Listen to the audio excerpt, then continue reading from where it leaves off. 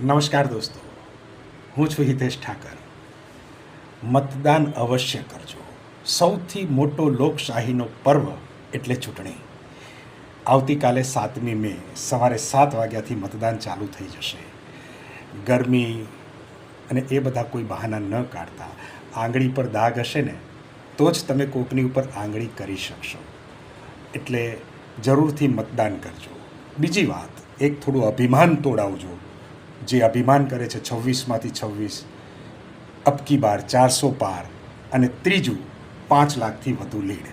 બસ આ 3 વસ્તુનું અભિમાન તૂટે એનું ધ્યાન રાખજો. બીજું કાંઈ કહેવું નથી. બાકી મારો મત કોને એ ખાનગી મતદાન હોય છે એટલે નહીં કહેવું જોઈએ. બાકી અવશ્ય મતદાન કરો. તમારા મનને ગમે, તમારા દિલને ગમે એને મતદાન કરો, પણ મતદાન અવશ્ય કરજો.